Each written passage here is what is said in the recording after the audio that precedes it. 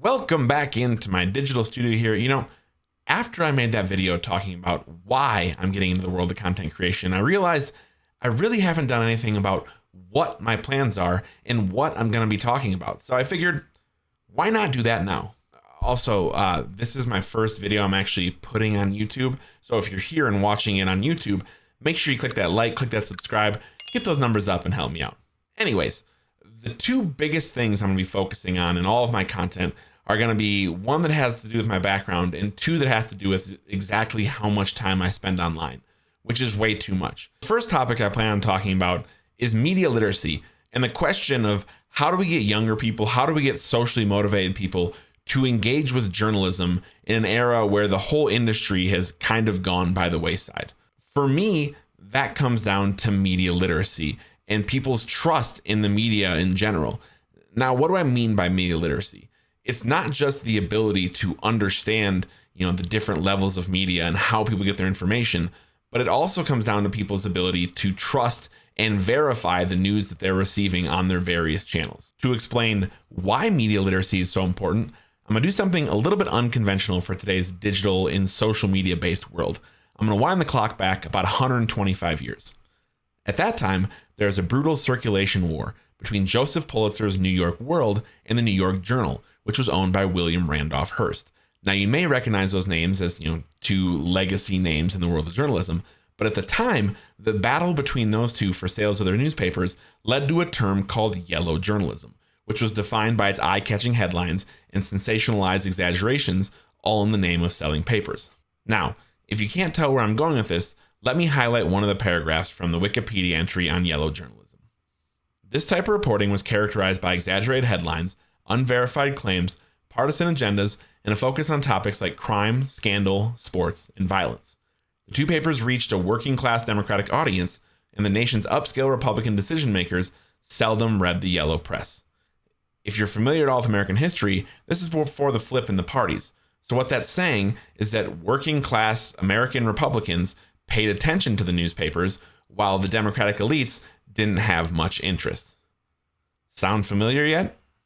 And although the political elites at the time didn't pay much attention to the papers, which included the President of the United States, the effect that this sort of journalism had on the everyday working people still affected American policy in a huge way.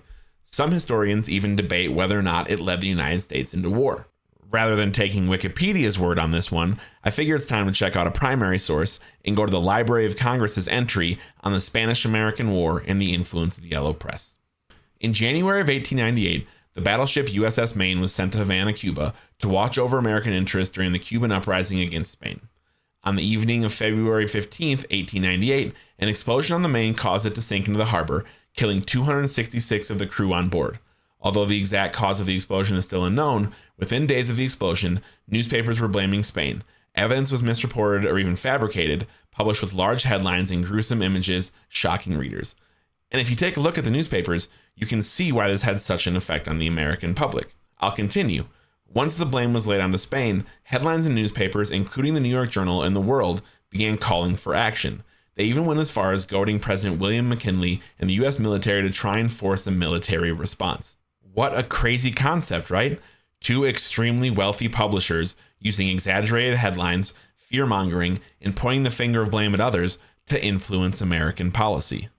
With the advent of the New York Times, as well as the development of other forms of media and media regulators and the FCC, the effects of yellow journalism were mitigated to an extent as the 20th century went on, but that brings us to the modern era. So how did we fall back into an era that feels eerily similar to yellow journalism?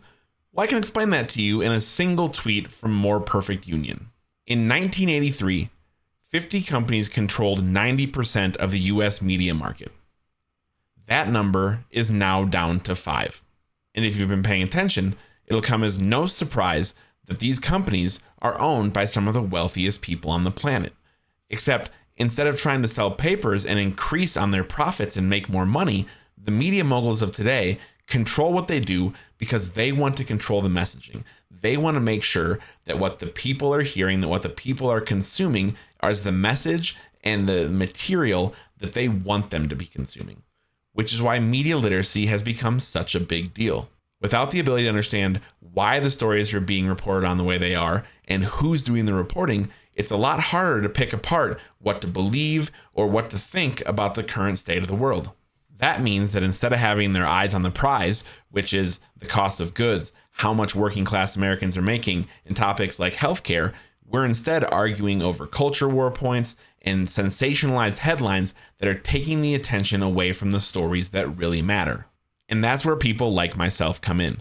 A huge part of the content that I want to make is to help you understand the current landscape of the media, to understand how media literacy can help you kind of pick through that and better inform you about the world around you and how we can make positive changes rather than just getting caught up in the same stories and the same things that the corporate media wants us to be talking about. Which brings me to the second topic that I'll be discussing primarily in my content, and that is the state of online culture and social media. Now, a few weeks ago, because of world events, I had to explain to my mom what a groyper is. Now, if you're asking, hey, Pat, what's a groyper? It's kind of like a ZJ. What's a ZJ? If you have to ask, big man, you can't afford it. But instead of not being able to afford it, if you have to ask certain questions about the internet and online culture that you don't understand, you probably don't want to know the answer. Now, as much as I would love to let you all live in ignorance and not be aware of a lot of these things that are going on, unfortunately, online culture, the way we use social media, and what social media has become is having more and more of an impact on everyday life. Again, that's where people like myself come in. I like to think of it this way. I spend so much time doom scrolling and online and figuring out what everything means so that other people don't have to. And I want to use that information and that knowledge to help you make better decisions about what we're doing on our phones, what we're doing on social media, and how we can shape those platforms to better serve us as everyday Americans, rather than just getting us all caught up in scrolling and AI content and things that, again, distract us from having the important conversations and from obtaining the information that we need to make better informed decisions about the world around us. Now, don't get me wrong. I'm not here to talk you out of memeing your way through whatever America has become, or full of myself enough to think that I alone am going to help inform your grandparents that no, there aren't really people crushing glass bridges around the world and sending people to their death. Instead, I just want to start a conversation about why the internet has become what it has, why social media tries to influence us in these ways, and why this mindless slop content has become most of what you see on your social media feeds. I don't think there's one good answer or one solution to all these topics, but instead, if we can do more to investigate the financial motive behind some of these things and to understand why the content and the pages that you consume have become what they have, then maybe we can band together to fix the internet, at least in some way, and get back to, some sort of a social commons where we can have real discussions, where people really can come together and we can share our lives in a way that just doesn't, attribute to the brain drain that has gotten us to where we are. Along the way, I can't promise that I'm not going to create some goofy content. I'm not going to do some things that, scratch the itch of being an online content creator that, will make this job a little bit more fun. But those are just the two major topics that I want to highlight, and the two big things that I think can really have an impact on the internet and on the community that I'm trying to create with this YouTube page, with my various social media channels, and with me streaming on Twitch. So if that sounds like something you might be interested in, maybe you could take a break from fighting with your high school classmates on social media, or stop scrolling the Rizzlers Instagram page and come along on this journey with me. Like I said earlier, you can like and subscribe to this video. That would help. You can find me on social media, or just reach out to me any way that you know how, and let me know what you think and what kind of content you want covered. Because the most important part of this process and this journey for me is to build a community and to interact with other people so that I can feel like I'm making some kind of positive change, rather than just screaming into the void, which is what most of social media and the internet has become.